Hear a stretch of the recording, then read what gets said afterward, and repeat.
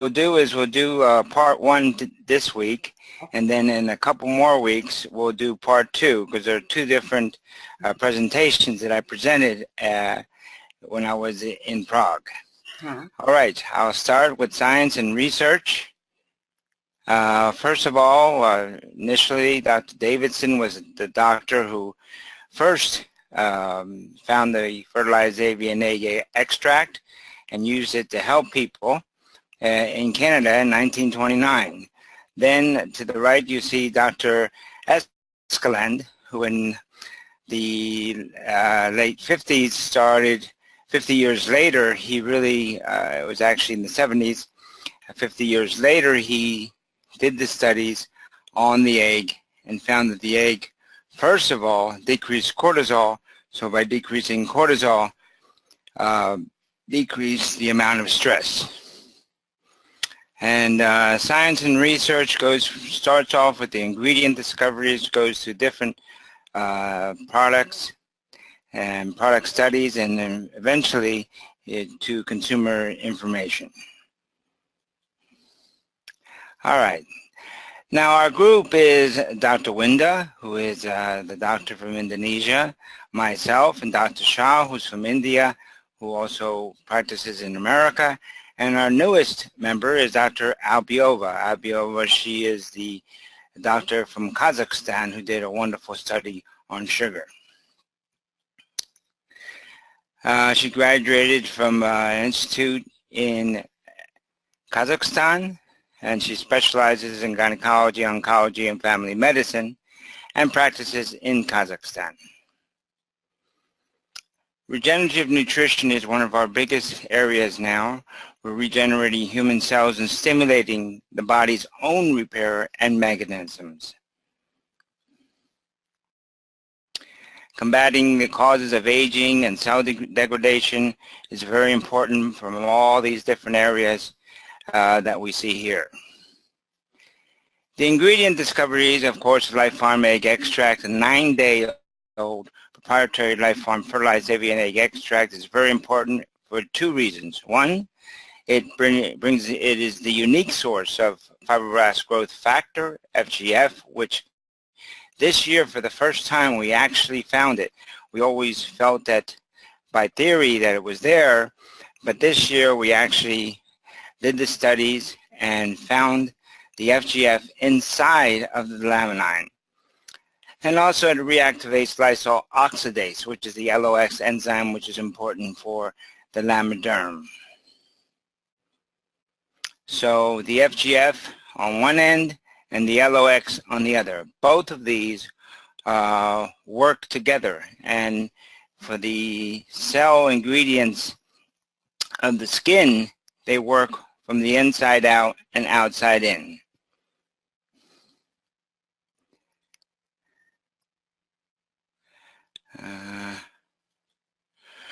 Now the quality control is that we have cage-free, grain-fed chickens, and they follow the GMP guidelines as per the FDA.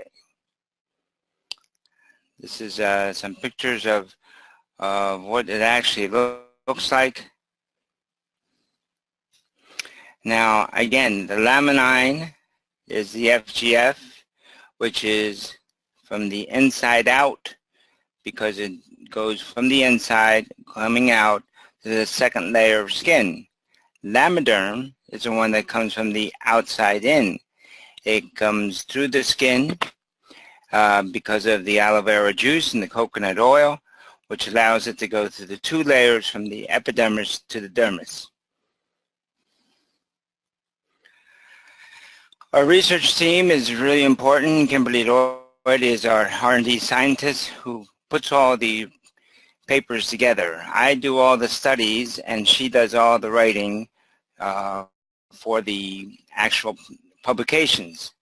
And she also started with the derma test. The derma test is a very valuable test in Europe, and especially in the area of Germany, where this test was done.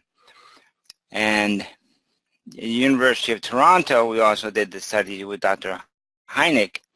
These are both two independent groups that have nothing to do with us. That we are not connected. They are just independent studies which show the goodness of our product. Our researchers from Dr. Hynek in Canada, Dr. Spalding is the statistician, Dr. Hai works with Chinese patients here, Dr. ANDUJAR from Georgia, Georgia over by Russia. Dr. Devaraj is one of the newer members who's going to be working with us from Houston, Texas, from Baylor University. Dr. Nugent, Kasari, and Gonzalez are the doctors who are doing the telomerase study. And Kovalevskaya is a doctor from Russia who's done the fertility studies. Dr. Simmons is our vet who's doing the dog study. Dr. Dio is the study in Germany on horses. And Dr. Jarrett, who's working with us on immune diseases from Jamaica.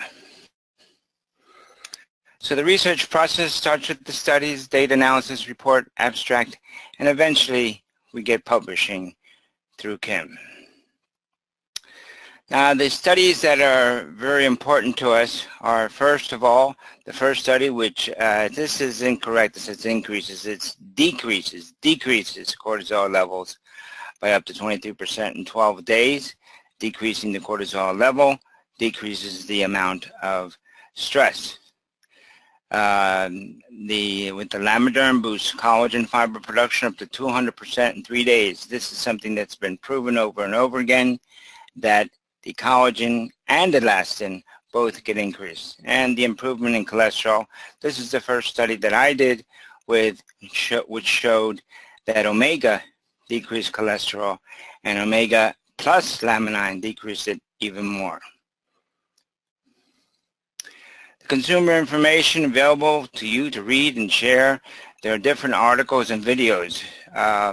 These very strong published research articles are taken by Kim and put into health articles and videos that can be seen through your back office. All right, the past research studies, we have the laminine study of the cortisol, as I spoke about, laminine omega, the cholesterol, which I did, laminine and blood sugar levels, we did myself and Dr. Shah here in the U.S. And then laminine and immune was a white blood count, which I did here, and then laminine and digestive, which the butyrate production, which is very important for digestive tracts, that showed very important things concerning the digestive area, because it may help us and decrease the effect of colon cancer. So again, the studies with Dr. Spalding, the C-reactive protein, which I presented in Chicago, the C-reactive protein cardio, we are studying right now and correlating the data. Densometer and finitose testing on osteoporosis with Dr. ANDUJAR. We are looking forward to publicizing this in Russia. The high normal blood sugar was the study that we did with Dr. Hai. And then the high normal blood sugar levels and cholesterol with Dr. Abiova, I will speak about later. Dr. Hynek did this skin cell fibers, and most important today, safety and efficacy of Lamiderm Apex, which was proven through the Dermatest research study. Digestive is being done again by Dr. Devaraj at Baylor University. Immune and digestive, immune specifically with Dr. Jarrett in Jamaica, laminine and equines. This is specifically Dr. Deal and the horses, the deterioration in canines, the dogs, the Dr. Simmons, and the male infertility, which Dr. Kovalevskaya in Russia. And one of the biggest important test that's coming out soon. We still do not have the decision on it, but is the telomerase, potential telomerase activity by Dr. Nugent-Gasari and Dr. Gonzalez. Now, telomeres are the ends of the DNA, and as they grow more, it means that you will live more, and they grow less means you'll live less. So we are trying to find out whether or not the telomerase activity is active due to laminine when given to patients. We did a study over 6 months. This is really, really exciting information, because if the telomerase activity is positive, it will be very good for laminine. All right, this is a study that Dr. Gonera-Abiova checked for 3 months, hemoglobin A1C, blood glucose, and cholesterol. This is very impressive, the numbers that she did. She had 3 different groups. The first group was a group that took insulin as well as laminine. The second group took blood medications, not insulin, but sugar medications with the laminine. And the third group was a high normal hemoglobin A1C with no medicine, but took the laminine. They all took 2 laminine in the morning and 2 in the evening.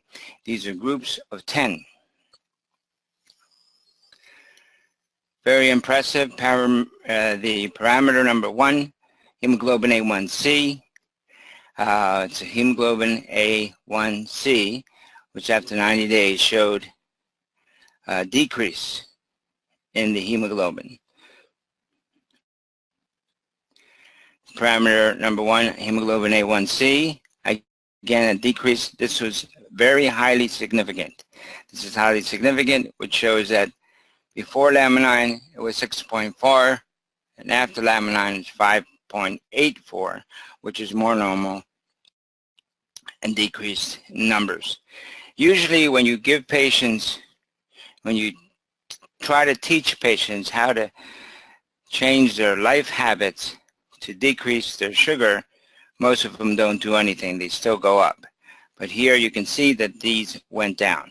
And it doesn't look like much of a number, but it's enough to go from above 6 to below 6 to be more normal and decreasing the amount of sugar.